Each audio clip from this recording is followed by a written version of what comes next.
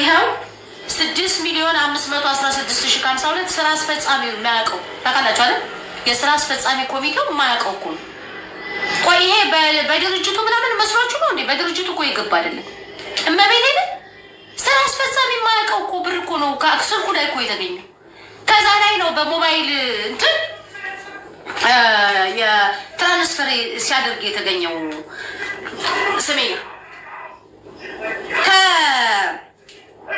ከአሜን ጋር ደግሞ ቁርኝት ስላላቸው ምክንያቱም ገንዘቡን የሚያስገባው ራሱ እሱ ስለሆነ የራሳቸውን የህዝብን አካባቢ የሚንቀሳቀሱበትን ማህበረሰብ ጥያቄዎች ይዘን ተነስተናል ብለው እንደ ኮዝ ሊጠቀሙ ይችሉ ይሆናል። አሁን ላይ ያሉ በኢትዮጵያ አካባቢ ያሉ ሁኔታዎች ግን የባዕዳን ተልዕኮ የመሸከም ነው እንጂ ሪል ኮዝ እያጡ ሄደዋል።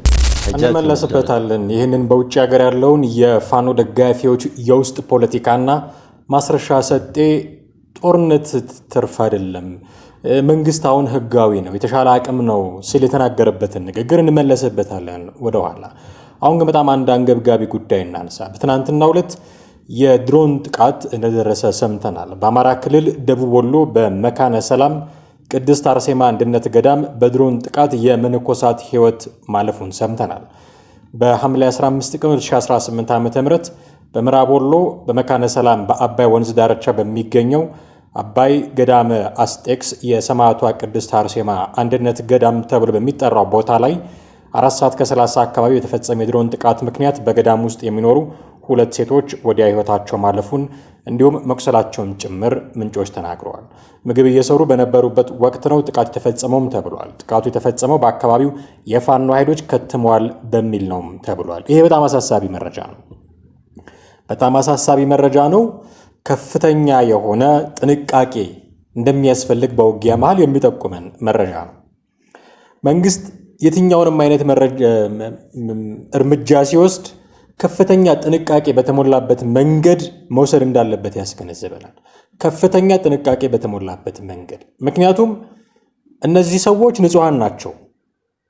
እነዚህ ሰዎች የሃይማኖት ሰዎች ናቸው። እነዚህ ሰዎች ዓለም በቃኝ ዓለም ለምኔ ብለው ገዳም የገቡ ሰዎች ናቸው። ኦፍኮርስ መነኮሳት ናቸው። ለዓለም ራሳቸውን የገደሉ ናቸው። እንደ ሞተ ሰው ሊኖሩ የሚችሉ ሰዎች ናቸው። እሱ አይደለም ጥያቄው። ገዳም ውስጥ ሆነው በሰላም እንዲኖሩ የሚጠበቁ ሰዎች በጦርነት ምክንያት እየሞቱ ነው። ኦኬ፣ ለምን እነሳ ፋኖቹ አሁን አንዱ ምክንያት ይሄ እርምጃ የድሮን ጥቃት የተወሰደው እዛ አካባቢ ፋኖች አሉ ስለተባለ ነው የሚል ምክንያትም ሰምተናል መረጃው ላይ። ለምን እነሱ እዛ ሆኑ የሚል ጥያቄ ኦፍኮርስ ሊነሳ ይችላል። ሆኖ ከሆነ ተገቢ አይደለም። እኔ በተለያየ አጋጣሚ ቪዲዮዎችንም ጭምር እያሳየን ፋኖች ራሳቸውን ከቤተ ክርስቲያን እንዲያርቁ በተደጋጋሚ ፕሮግራም መስራታችን ትዝ ይለኛል።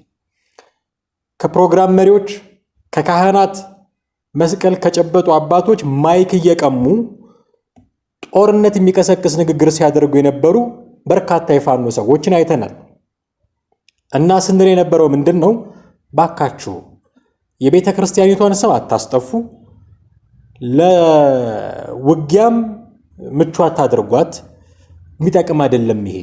ውጊያ ማድረግ ካስፈለጋችሁ ቦታው ሜዳ ነው፣ እዛ ሂዱ፣ ቤተ ክርስቲያን ውስጥ አትግቡ የሚል ተደጋጋሚ መልእክት አስተላልፈናል። አሁንም እዚህ ቦታ ገብተው ከሆነ ይሄ ተገቢ አይደለም። ጥፋቱ ይኸው እንደምናየው ነው። ምንም የማያውቁት መነኮሳት እንዲሞቱ ሆነ።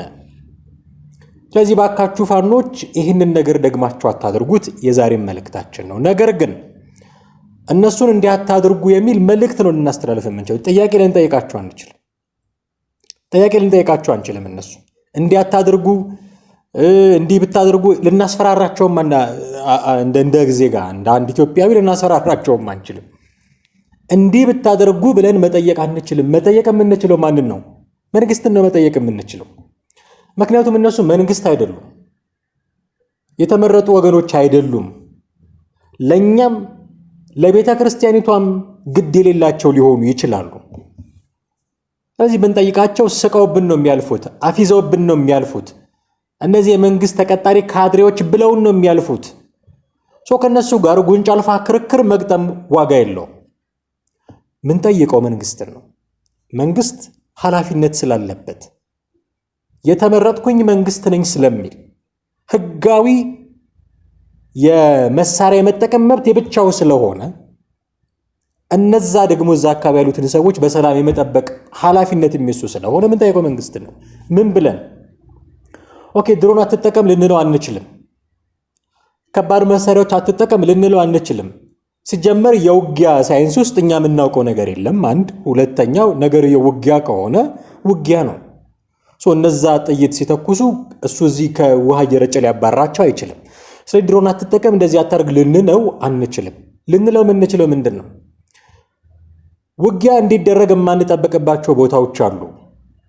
የሃይማኖት ቦታዎች፣ የትምህርት ተቋማት፣ የጤና ተቋማት የመሳሰሉት እነዚህ አካባቢዎች ላይ እርምጃ ባለመውሰድ ተባበረን ፕሊስ። ኦኬ እዛ ታይተዋል ተብሏል ፋኖች የሚል ምክንያት ሊሰጠን ይችላል። ተደብቀዋል እዛ የሚል ምክንያት ሊሰጠን ይችላል። እንደዚህ የሚያደርጉት እነዚህ ሰዎች ይሄው መንግስት ገዳም ውስጥ ድሮን ጣለ ለማለት እኮ ነው፣ ለፕሮፓጋንዳ ነው አይደለም? ለዜጎቹ የማያስብ መንግስት ነው ለማስባል ነው አይደለም? እሱን ብንታገስ እሱን ማለፍ ብንችል እኮ ትልቅ ድል ነው የሚሆነው። መሬት ላይ ያስመዘገባችሁ ያላችሁትን ድል በፕሮፓጋንዳው ማድረግ ትችላላችሁ። መነኮሳት መሞት የለባቸውም፣ የሃይማኖት ሰዎች መሞት የለባቸውም። ጦርነት ውስጥ ምንም አይነት ተሳትፎ የሌላቸው ሰዎች መሞት የለባቸውም። ስለዚህ መንግስት እርምጃ ሲወስድ የትኛውንም አይነት እርምጃ ሲወስድ ከከፍተኛ ጥንቃቄ ጋር ሲቪሊያንስ እንዳይጎዱ፣ እንዲህ ያሉ የሃይማኖት ሰዎች እንዳይጎዱ፣ ገዳማት፣ መስጊዶች፣ አብያተ ክርስቲያናት እንዳይጎዱ ከፍተኛ ጥንቃቄ ከማድረግ ጭምር ጋር መሆን አለበት። መጠየቅ የምንችለው መንግስት ነው። እነዛኞቹን ቅድም እንዳልኩት ነው። ገዳም አትግቡ ብትሏቸው ያፌዙባቸዋል። መስጊድ አትግቡ ብትሏቸው ያፌዙባቸዋል። የት አካባቢ ነው? ባለፈው ወሎ ውስጥ እንደዚህ መስጊድ ውስጥ ተኩሰው ሼሆችን እንደገደሉ ታስታውሳላችሁ። ስለዚህ ፌዝ ነው የሚሆነው ለነሱ። እንዲህ አይነት ጉንጭ አልፋ ክርክር ነው የሚሆነው ከነሱ ጋር ይህንን ጨዋታ መጫወት። ራሳቸውን እንደ ተራ ሽፍታ ሁሉ አድርገው የማይሆኑ ጉዳዮችን ሲያደርጉ ልታዩቸው ትችላላችሁ። ኃላፊነት አለበት ብለን የምናምነው አካል ግን መንግስት ነው። መንግስት የትኛውንም አይነት እርምጃ ሲወስድ ከከፍተኛ ጥንቃቄ ጋር ሊሆን ይገባል። አንዳንዴ ለምጣዱ ተብሎ አይጧ ትለፍ አይነት ጨዋታ አለ አይደል? እሱን እንዲጫወቱልን ይጠብቃሉ። በቃ ገዳሙ ምንም እንዳይሆን ሲባል፣ መነኮሳቱ ምንም እንዳይሆኑ ሲባል፣ መስጊዱ ምንም እንዳይሆን፣ ሼሆቹ ምንም እንዳይሆኑ ሲባል ለጥቂት ጊዜ አይጦቹ ይለፉ። አይጦቹ ለጥቂት ጊዜ ይለፉ። ያው ይህን ሁሉ ዓመት እኮ አንዳንድ ቦታዎች ታገሰናቸው አይደለም? ለሰላም ጊዜ ለመስጠት እያልን ታገሰናቸው። እጃችንን ለሰላም ዘርግተናል እያለ መንግስት እየታገሳቸው። ኦኬ ገዳም ሲገቡ ጠብቆ መምታት አስፈላጊ አይደለም። መስጊድ ሲገቡ ጠብቆ መምታት አስፈላጊ አይደለም። የሚመቱበት ቦታ አለ። ኦኬ ሜዳ ላይ ሲገኙ ማለት የገጠሙት ጦርነት ስለሆነ አትተኩስባቸው አሁንም አንልም። እንግዲህ ምንም ማድረግ አንችልም። ሲጀመር ጦርነት ባይጀመር ኖሮ ይሄ ሁሉ የለም። ስለዚህ ባይጀመር ጥሩ ነበረ። ችግሮቻችንን በንግግር መፍታት የምንችል የሰለጠንን ህዝቦች ብንሆን ጥሩ ነበረ። እሱ ነበረ ያባት፣ እሱ ነበረ የሚያስኬደው። ግን አንፎርቹኔትሊ አልሆነም። በየትኛውም ወገን ጥፋት ሊሆን ይችላል። አንዴ ጥፋት ጠፋና ግን የበሰበሰ ዝናብ አይፈራም በሚል አጉል ብሂል ዘው ብለን የማይሆኑ ነገሮች ውስጥ ሁሉ መግባት የለብንም። ስለዚህ ጦርነትም ከተደረገ በጦርነት ህግ ነው መደረግ ያለበት። ዓለም አቀፍ ህጎች አሉ። ጦርነት የማይደረግባቸው፣ ውጊያ የማይደረግባቸው፣ ኢላማ የማይደረጉ ቦታዎች አሉ። የእምነት ቦታ ከነዛ ውስጥ ዋነኛው ነው። ስለዚህ እነዛ ገብተው ሊሆን ይችላል። ዓላማቸው እዛ ገብቶ እነሱ አይሞቱም። የሚሞቱ ወገኖች አሉ፣ መነኮሳት ምናምን አሁን እንደሆነው። ስለዚህ የመንግስትን ስም ማጥፋት ነው አንዱም ዓላማቸው። የፕሮፓጋንዳ ጦርነት ላይ የበላይነቱን መውሰድ ነው አንዱም ዓላማቸው። ስለዚህ ይሄ እንዳይሆን ኃላፊነት ያለበት መንግስት ስለሆነ ተመርጫለሁ ብሎ መንበር ስልጣን የያዘው እሱ ስለሆነ ምን ጠይቀው እሱን ነው እና ከከፍተኛ ጥንቃቄ ጋር ይሁን የምትወስዱት እርምጃ። ውጊያ የማይደረግባቸው የተለዩ ቦታዎች አሉ። ዓለም አቀፍ የጦርነት ህግ ነው። እሱም በማክበር እነዚህ የሃይማኖት ቦታዎችን እባካችሁ እርምጃ እዛ ከመውሰድ ተቆጠቡ የሚል የዜጋ ጥያቄ እንጠይቃለን። አሁን መግቢያችን ላይ ወዳሳየናችሁ የውጭ ያሉ የፋኖ ደጋፊዎች የእርስ በርስ ጦርነት አንዳንድ ጉዳዮችን እናነሳለን። ስለሱ የፋኖ ደጋፊዎች እና ገንዘብ የሚሰበስቡላቸው ሰዎች በጣም በርካታ ገንዘብ በግል አካውንታቸው የተገኙ ነው የሚባሉ መረጃዎች እየተሰሙ ነው። 6.5 ሚሊዮን ዶላር እና 8 ኪሎ የሚመዝን ወርቅ እንደዚህ የተገኘባቸው ነው። ትግሉ የፋኖ ትግል የአማራ ህዝብን ጥያቄ መሰረት አድርጌ ነው ብሎ የወጣው የፋኖ ትግል የራስን ኪስ ማደለቢያ የሆነ ነው። ይሄው 6,516,052 ስራ አስፈጻሚው የሚያውቀው ታውቃላችሁ አይደል? የስራ አስፈጻሚ ኮሚቴው የማያውቀው እኮ ነው። ቆይ ይሄ በድርጅቱ ምናምን መስሏችሁ ነው እንዴ? በድርጅቱ እኮ ይገባ አይደለም። እመቤቴ ስራ አስፈጻሚ የማያውቀው እኮ ብር እኮ ነው ከስልኩ ላይ እኮ የተገኘው። ከዛ ላይ ነው በሞባይል እንትን የትራንስፈር ሲያደርግ የተገኘው ስሜኛ ከአሜን ጋር ደግሞ ቁርኝት ስላላቸው ምክንያቱም ገንዘቡን የሚያስገባው ራሱ እሱ ስለሆነ የሚያስገባው አሜን የሚባልም ደንቆሮ ስለሆነ ግንኙነት ስላለው ስሜና የሚባል ሰውዬ ቴምርን መጦ ራሱ ለቴምር እኔ ጥምድ አድርገው ለምን እንደያዙኝ ታውቃላችሁ? ዛት አይኮ ሚስጥራቸውን እንዳላውቅባቸው ቴምርን አይዞሽ ቴምር ቤተልሔምን ትሰድባል ነበር ያኔ እና አስረስን ትሰድባል ነበር። ድርጅቱ የማያውቀው ተቋሙ የማያውቀው 6,516,052 ብር አካውንቱ ላይ የተገኘ በሚሊዮን ዶላር በ3 ሰው ውጭ ሀገር በሚኖሩ 8 ኪሎ ወርቅ። ሌላው ተውት፣ የሴቱ የሚስጥሩ የጓዳው ተውት፣ የድምፁ አርበኛ ዘመነ ካሴ ሳይቀር ሲያበሳብሱት ማለት ነው። በእውነቱ ነው ይገራችሁ። እሱን ራሱ ሲሰጥ ቀላል ማርሸትን አግቼ ጉዱ እንደናንተ መስሏችሁ ማርሸትን አግቼ ሚስጥር እናገኛለን ብላችሁ የማርሸትን ሞባይል አግኝታችሁ ብታገላብጡ ተራ ፕሮፓጋንዳ አገኘን 2 መስመር ብላችሁ አውጥታችሁ በውሬዳ ሞታ ፌስቡክ ፖስታችሁት። ለካ እንደናንተ መስሏችሁ ነው። ምስኪን ማሬ ምስኪን ባንክ አካውንት የለው ምን የለው ባዶ ቀፎ ስልክ 2 መስመር በዋትሳፕ የሚቀላለዳት በቃ የተገኘችው ያችንም በጉሬዳ ሞት አውጥተው በጉሬዳ ሞት አካውንት ለጠፋት። ጉዳቸው ይሄ አገር ጉድ።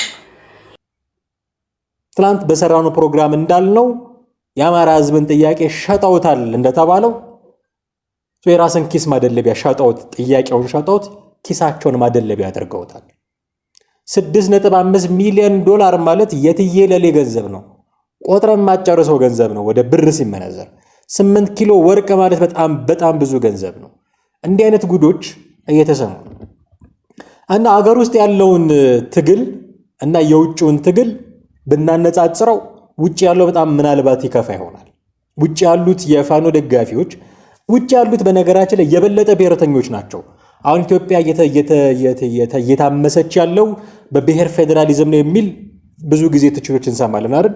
አገር ውስጥ ካለው ውጭ ያለው ብሔርተኝነት በጣም የጠነከረ ነው።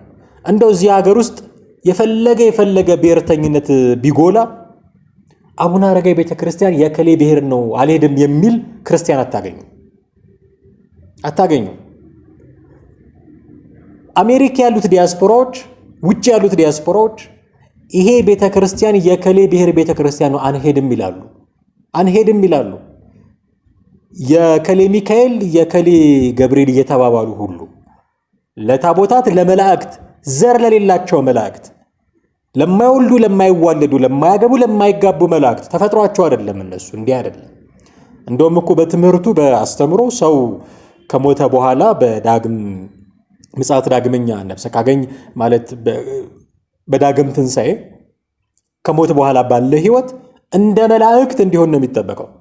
እንደ መላእክት መሆን ማለት መላእክትን መሆን ማለት አይደለም፣ ግን እንደ መላእክት ሲሆን እንደነሱ ነው የሚሆነው። አይወልድም፣ አይዋልድም፣ አያገባም፣ አይጋባም፣ ዘር አይተካም። ሰው መላእክት እንደዛ ናቸው፣ ዘር የላቸውም። ከዚህ ነገድ መጡ ከዚህ ዘር መጡ ብለህ የምትቆጥሩ አይደለም።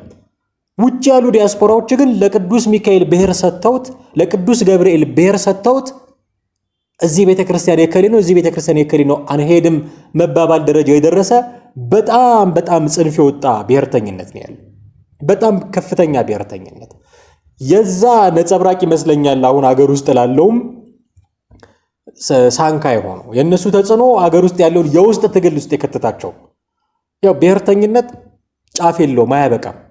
ዛሬ አማራ ነኝ፣ ኦሮሞ ነኝ፣ ትግሬ ነኝ፣ ጉራጌ ነኝ ብለህ ትከፋፈላለህ። ከዛ ራስን አማራ ነኝ ብለህ ከከፈልክ በኋላ ጎጃሜ ነኝ፣ ጎንደሬ ነኝ፣ ሸዋዬ ነኝ፣ ወለዬ ነኝ ወደሚል ትወርዳለህ። ከዛ ምስራቅ ጎጃም ነኝ፣ ምዕራብ ጎጃም ነኝ ትሰነጣጠቃለህ። በወንዝ በጎጥ በምናምን ትሰነጣጠቃለህ። እዚህ ድረስ ነው። ከዛ የግልህን ጥቅም የምታሳድር ትሆናለህ። ለዛ ነው 6.5 ሚሊዮን ዶላር የአንድ ሰው አካውንት ውስጥ የተገኘው። 8 ኪሎ ወርቅ የአንድ ሰው ንብረት ሆኖ የተገኘው። ከዛ በኋላ አንዱ ያሳግትና ደግሞ ውጭ ያለው ፖለቲካ ተጽዕኖ እኮ ነው። ሀገር ውስጥ ያሉ ታጋዮች ላይ ያለው ተጽዕኖ አንዱን አሳግቶ መረጃ ስለመበርበር ያወራል። እና ባለፈው ዝናቡ የሚባለው ሰውዬ ማርሸትን ያገተው መረጃ ሊያገኝ መስሎት ነው ብለው ውስጥ ይነጋገራሉ ውጭ ያሉት ሰዎች። የነሱ መከፋፈል አለበቃ ብሎ አገር ውስጥ ያለውን ትግልም ሲከፋፈሉት ይገኛል። እኔ አሁን አገር ውስጥ ያሉት ፋኖች ቢከፋፈሉ ቢሰነጣጠቁ አንድ ቢሆኑ ቢተባበሩ ነን ኦፍ ማይ ቢዝነስ። ግን አንድ ቢሆኑ ጥቅሙ ምንድን ነው? ባይከፋፈሉ አንድ ቢሆኑ ጥቅሙ ምንድን ነው? ለሰላማዊው አማራጭ እድል ይገኛል ብዬ አስባለሁ። ምክንያቱም የተበታተነ አካል አሁን ለምሳሌ እነ ማስረሻ ሰጤ ተበታትነው ነው አይደለ? ከነዘመነም ከነማርሸትም ከነስክንድርም ጋር ተለያይቶ ተበታትነው ነው እንደምታውቁት። ስለዚህ መንግስት ከነሱ ጋር ሰላም አውርጃለሁ ብሏል። ጦርነቱ ግን እስካሁን እየቀጠለ ነው። ምክንያቱም የተበታተነ ኃይል ስለሆነ የሆነውን አካል ነው የምታስገባው። አንድ ቢሆኑስ ለድርድሩም ለሰላምም ለርቁም የተመቸ መንገድ ይኖራል ማለት ነው። ስለዚህ እኔም አንድ መሆናቸውን መሰባሰባቸውን ፕራይዝ ማደርገው ማሞካሸው ለሰላም ከሚሰጠው ጥቅም አንጻር ነው እንጂ ነን ኦፍ ማይ ቢዝነስ። እነሱ አንድ ቢሆኑ ባይሆኑ ምን አገባኝ ነው። አንድ ቢሆኑ ትግሉ የሚያምርላቸው ለነሱ ነው፣ ቢበታተኑ ትግሉ የማይሰምርላቸው ለነሱ። ግን ለሰላም ከሚደረግ አስተዋጽኦ አንጻር ኢትዮጵያ ከምትናፍቀው ሰላም አንጻር የአማራ ክልል ራሱ ከሚናፍቀው ሰላም አንጻር እነዚህ ሰዎች አንድ መሆን ይበረታታ ነበር። አንድ እንዳይሆኑ ግን ትልቅ ሳንካ የሆነባቸው የውጭ ፖለቲካ ነው። ራሳቸው ተበታትነው ተከፋፍለው ሲያበቁ መተው ሀገር ውስጥ ያለውን ትግልም ይበታትኑታል። ሚዲያ ያላቸው ናቸው ብዙዎቹ። ሚዲያ ያላቸው ናቸው። በሚዲያ የከሌ ደጋፊ ነኝ የሚሉ ናቸው። ገንዘብ ሰብሳቢዎች ናቸው ብዙዎቹ። የሰበሰቡትን ገንዘብ የሚበዛው ለራሳቸው አስቀርተው የተረፈውንም ለሙሉ ፋኖ አይደለም የሚያደርሱት፣ እከሌ ብለው ለሚሉት የኔ ፌቨራይት ነው ለሚሉት ለሱ ነው የሚያደርሱት። የነሱ የመከፋፈል ስሜት ነጸብራቅ ነው እነዚህኞቹ ላይ የሚታየው። ለሰላምም ለድርድርም የሚደረግን ጥረት በዚህ ሁሉ ነው የሚያስቀሩት ማለት ነው። የቀድሞ ወዳጆቻቸው ግን ምክር አላቸው። የቀድሞ ወዳጆቻቸው ማለት እነ ማስረሻ ሰጤ አሁን የምክክር ኮሚሽኑ ባዘጋጀ የምክክር ሂደት ላይ እየተሳተፈ ነው ማስረሻ ሰጤ እና በዚሁ በምክክር ኮሚሽኑን አስመልክቶ በሰጠው አንድ ቃለ ምልልስ ላይ እንዲህ የሚል ነገር ሲናገር እንሰማዋለን። የራሳቸውንም ይሁን የህዝብን አካባቢ የሚንቀሳቀሱበትን ማህበረሰብ ጥያቄዎች ይዘን ተነስተናል ብለው እንደ ኮዝ ሊጠቀሙ ይችሉ ይሆናል። አሁን ላይ ያሉ በኢትዮጵያ አካባቢ ያሉ ሁኔታዎች ግን የባዕዳን ተልዕኮ የመሸከም ነው እንጂ ሪል ኮዝ እያጡ ሄደዋል። ሃይጃክ የመደረግ በውጭ ኃይል የመጠለፍና የውጭ ኃይል አገልጋይ የመሆን ይህ በሚሆንበት ሰዓት ቆም ብሎ ማሰብ ካፈርኩ አይመልሰኝ ሳይሆን ቆም ብሎ አስቦ የኢትዮጵያ ሕዝብ እና እንወክለዋለን የሚሉት ማህበረሰብም ጭምር ከግጭት እንደማያተርፍ አውቀው ወደ ምክክር፣ ወደ ንግግር፣ ወደ ድርድር መምጣት አለባቸው ማለት ነው። የውጭ ጣልቃ ገብነቱ የውጭ ተልዕኮ መሸከሙ እነዚህ ጊዜያዊ ነው የሚሆኑ። ካለፉ በኋላ ጠባሳው ህዝባችን ላይ ነው የሚሆነው እና በግጭትም ደግሞ የሚፈታ ነገር የለም። አፍተር ኦል መንግስት ነው የተሻለ የሰው ኃይል ያለው፣ የተሻለ የመሳሪያ ኃይል ያለው፣ የተሻለ ፋይናንስ ያለው እና የተሻለ የዲፕሎማሲ እንትንም ያለው መንግስት። እንደውም አሁን ላይ ደግሞ ይህንን ውይይት እያደረግን ባለንበት ሰዓት ሌጂቲሜት ፓወር ያገኘ በህዝብ የተመረጠ መንግስት ነውና ከዚያም አልፎ ኃላፊነቱን ለህዝብ ሰጥቶ እስኪ ተነጋገሩ፣ ተመካከሩ የሚለው አጋጣሚ ወደ ጎን ትቶ መሳሪያን አማራጭ አድርጎ መንቀሳቀሱ ከትርፉ ጉዳቱ ያመዝናል። ራስንም ይበላል፣ ህዝብንም ደግሞ ለረጅም ጊዜ ጠባሳ ይዳርጋል ማለት ነው። እንዲህ ያለ ምክር ነው የሰጠው። ምክንያታችሁ የባዕዳንን ተልዕኮ መሸከም ነው። አሁን ኮዝ አልቆባቸዋል እያለ ነው። ጫካ ያሉት ተዋጊዎች፣ ጫካ ያሉት የፋኖ ሰዎች ኮዛቸው ሃይጃክ ተደርጓል፣ ተጠልፏል። ኦኬ ሲነሱ ብዙ ጊዜ እንደምንለው ሲነሱ ትክክለኛ ምክንያት የነበራቸው ሊሆኑ ይችላሉ። አሁን ግን ሃይጃክ ተደርጓል፣ ተጠልፏል እና የባዕዳን ተልእኮ አስፈጻሚዎች ሆነዋል። ምክንያታችሁ ተጠልፏል። ስለዚህ ቆም ብላችሁ አስቡ የሚል ምክር እየሰጠ ነው። ቆም ብላችሁ አስቡ። ቆም ብሎ ማሰብ የሚጠቅመው ትግሌ የት ደረሰ የሚለውን ነገር ኢቫሉዌት ለማድረግም ይጠቅማል። ምን አድርጌ ነው እዚህ የደረስኩት? ከዚህ በኋላ ምን ይጠብቀኛል? የመጣሁበት መንገድ ልክ ካልሆነ የሚሄድበት መንገድ መዳረሻዬም ልክ አይሆንም። እንዴት ነው እዚህ የደረስኩት? ስነሳ ምክንያቴ ያልኩት ነገር አሁን እጄ ላይ ያለ ወይ? መታገያ መዋጊያ ምክንያቴ እጄ ላይ ያለ ወይ? ሪሊ አልተጠለፈም ወይ? የኤርትራ እጅ አልገባበትም፣ የግብፅ እጅ አልገባበትም፣ የቲፒኤልኤፍ እጅ አልገባበትም እዚህ ትግል ውስጥ። ይህንን መገምገም ያስፈልጋል የሚል ምክር ነው የሚሰጣቸው። ዘንድ ጦርነት አቁሙና ተደራደሩ የሚል ግልጽ መልእክት ነው እየሰጠ ያለው። ከዛ ባትደራደሩ እንደ መደራደር ባትፈልጉ ትግላችንም ተጠልፏል ብላችሁ ባታምኑ እንኳን የምታሸንፉት ጦርነት አይደለም የሚል መልእክት ነው የሚያስተላልፈው። ለምን ይህንን አለ ብዬ ያሰብኩኝ ስለ መንግስት ህጋዊነት፣ ስለ መንግስት የተሻለ አቋም እንዳለው አቅም ጭምር እንዳለው ሲናገር ነበረ። የአየር የበላይነት እንደሚወስድ የተሻለ ትጥቅ እንዳለው ከዛ በምርጫ ተመርጠው ያሸነፈ ሌጂቲሜት ፓወር ያለው አካል ነው መንግስት እያለ ነው። ይሄ አታሸንፉትም የሚል መልእክት ነው ለቀድሞ ጓደኞቹ እያስተላለፈ ያለው። ስለዚህ የማስረሻ ሰጤ የቀድሞ ጓዳችሁን አቋም ሰምታችሁ ትመለሱ ይሆን? ይህን ጥያቄ ማቅረብ ያስፈልጋል። ወጣም ወረደ ግን ትግሉ በዚህ መንገድ የሚቀጥል ከሆነ ራሱን የአማራ ክልልን በጣም እያደህየው እንደሚሄድ መገንዘብ ያስፈልጋል።